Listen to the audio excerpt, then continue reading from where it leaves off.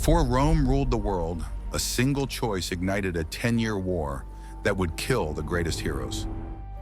This is the true story of Troy, the impenetrable city brought down by one man's lust and a gift from the gods.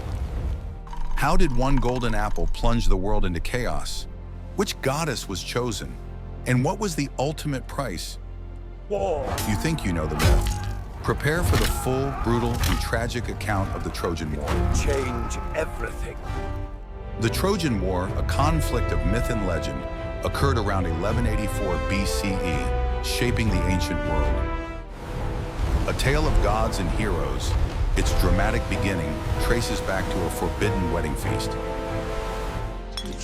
The wedding of King Peleus and the sea nymph Thetis brought all the Olympians together in glorious celebration. All were invited, save for Eris, the goddess of discord, known for her volatile and contentious nature. In a rage, Eris cast a golden apple among the guests, inscribed with the fateful words, "For the fairest." The three powerful goddesses fiercely claimed the prize, leading to a profound and irreconcilable quarrel. Zeus, unwilling to mediate, decided to pass the challenging judgment to a mortal with a pure, honest eye. He chose Paris, the most handsome man in Asia and the second prince of the mighty city of Troy. I bring tidings from Olympus. I promised Paris unrivaled political power and boundless wealth, with earthly dominion. I promised supreme wisdom and immortal glory in all future battles, honoring him among all men. Aphrodite, however, promised a reward that spoke directly to his heart. One world's most beautiful woman. Paris accepted the promise of love, choosing Aphrodite, unaware of the devastating fate he had just sealed. Sometime later, Paris arrived in Sparta, where Menelaus, the unsuspecting king, welcomed him as an honored guest. There he met Helen, Menelaus' wife, a legendary figure whose beauty surpassed all mortal comparison. The 10th out. Your beauty is a legend, Helen. No mortal heart could resist such light. Under the veil of hospitality, Aphrodite's influence took hold, weaving a powerful, irresistible enchantment. While King Menelaus slept, trusting his guest, Paris and Helen finalized their dangerous, clandestine escape. Helen abandoned her husband, fleeing Sparta with Paris, bringing the promised reward to the Trojan prince. He will pay for this betrayal. All of Troy will burn for this insult.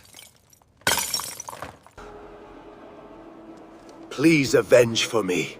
He traveled to Mycenae, pleading with his brother Agamemnon, the High King. Helen's honor is Greece's honor.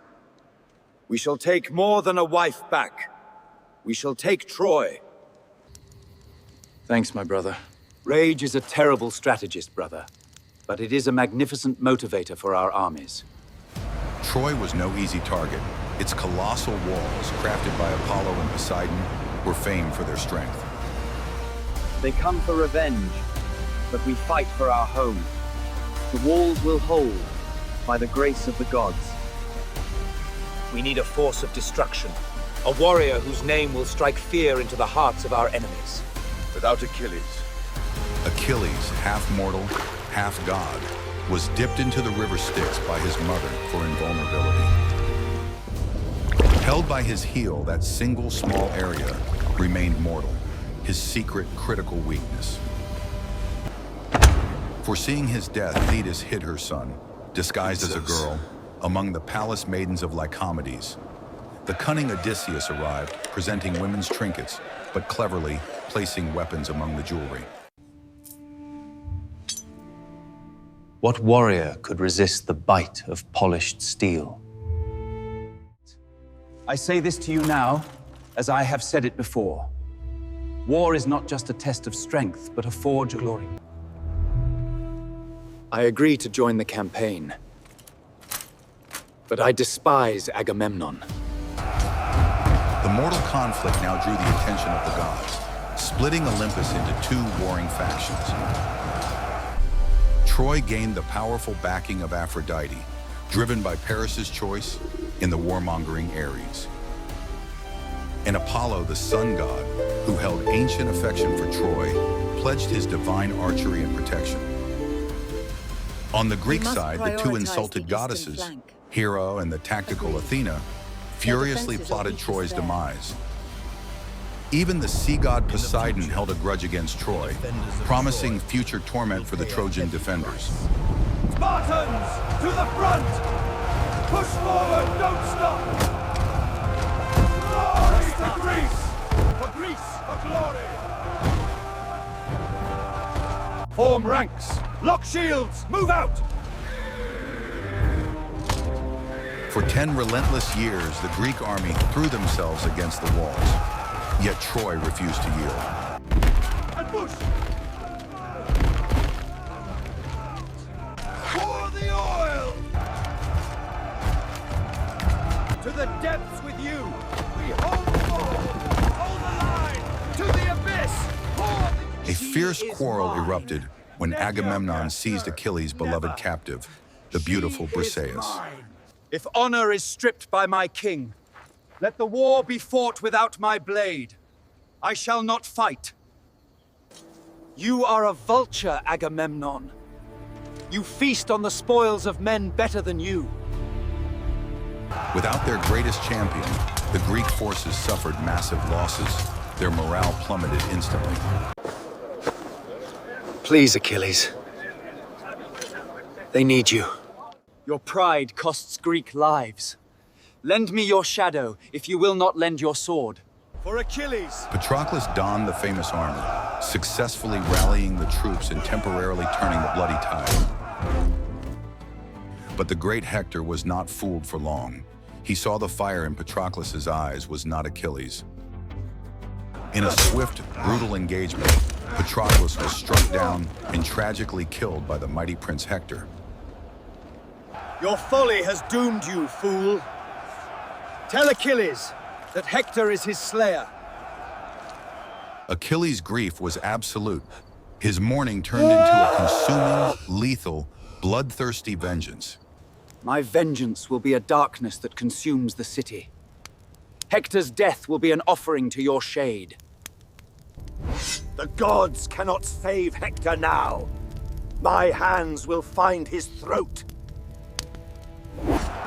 Clad in magnificent new armor, Achilles returned, a whirlwind of fury and unstoppable devastation. I will not retreat. I face my destiny for the honor of Troy.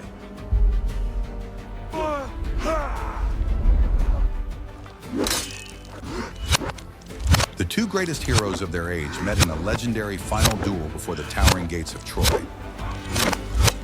Achilles, fueled by rage, finally overcame Hector, striking the fatal blow that ended Troy's greatest hope. In a brutal display of revenge, Achilles desecrated the body, dragging Hector's corpse around the city walls. Driven by paternal love, King Priam bravely sought Achilles to beg for his son's remains.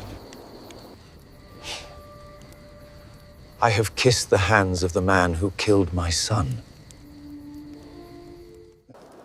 Moved by the king's sorrow, Achilles finally yielded, granting a temporary shared moment of human grief.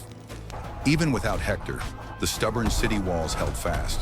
The Greeks needed guile, not just brute force. The cunning Odysseus devised a final desperate stratagem, a gift, masking the ultimate instrument of ruin. Under his command, the Greeks constructed a colossal, hollow wooden horse, large enough for an entire strike team. Silence. Not a whisper shall betray our presence. Troy's fate rests in this belly of wood.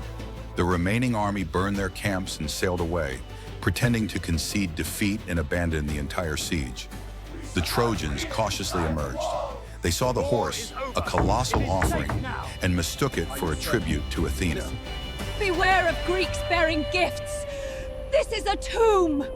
A tomb! Do not touch it! Please burn it! Poseidon, slighted by Troy, sent two enormous sea serpents to silence Laocoon, sealing Troy's self-destruction. Believing the horse was a sacred relic, the jubilant Trojans dragged the massive gift into their protected walls. The city celebrated their perceived victory, drinking deep and dancing until exhaustion overcame every citizen. A true victory. No more war. The hour has come. Let the gates be opened and the war finally end. Under the cloak of deep sleep, the Greek team emerged, their eyes fixed on the city's main gates. They silently unbarred the great gates, allowing the waiting, vengeful Greek army to flood into the city. The slaughter began without mercy. The unsuspecting Trojans were butchered in their drunken sleep.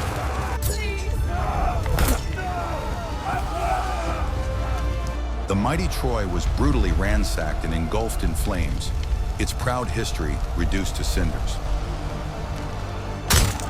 Amidst the chaos, Paris, Troy's tragic prince, spotted the form of the unstoppable Achilles. Guided by Apollo, the arrow flew true, aimed directly at the secret flaw revealed by the sea nymph. Let this be my final price for Hector. The fatal shaft found its singular mark, Achilles' heel. The greatest hero of Greece fell. Please, no, stop it! I should kill you, Temptress. But your face still holds the power to humble a king. Menelaus, unable to resist her beauty, lowered his sword. Helen's life was spared by her irresistible charm. Troy lay in ruins, a symbol of divine meddling and mortal hubris. The 10-year conflict was finally concluded.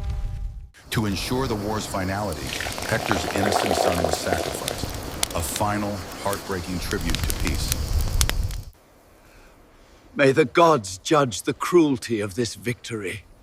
In their final act of destruction, the Greeks committed sacrilege against a priestess, incurring Athena's fierce wrath. They have shown no mercy. Let them know the full fury of the returning sea. Poseidon unleashed his full power. The returning Greek fleet was decimated by monstrous storms and violent seas. Odysseus was among the few spared from immediate destruction, yet his journey home would stretch into decades. The seas themselves conspire against me! Was our victory worth this unending curse? Protected by the vigilant Athena, Odysseus endured, navigating treacherous waters and mythological dangers. I have returned Agamemnon, victorious. believing his trials were over, returned to Mycenae, only to face betrayal within his own home. We must be swift. His wife, Clytemnestra, planned his swift, brutal murder. The High King of the Greeks was slain in his bath, proving the gods' vengeance knew no mortal boundary. The war is truly over now, my king. From the ashes of Troy, a new destiny arose. Aeneas, son of Aphrodite, fled with his family and followers. Guided by prophecy, Aeneas led his people far across the Mediterranean, bound for the shores of Italy. He carried the sacred heritage of Troy, destined to establish a new city and a new legacy for the world. From the ruins of Troy, we seek a new, greater destiny. May our legacy endure. In Italy, Aeneas and his people settled, their descendants slowly beginning the long process of civilization. From this route, the descendants gradually built the city of Rome, a burgeoning force on the Italian landscape. Rome swiftly conquered all of Italy, uniting the peninsula under a single ambitious banner. Then they expanded their dominion, conquering the entire Mediterranean, including the lands of their Greek rivals. The Roman Empire dominated Europe for over 500 years, a colossal legacy born from the ashes of Troy.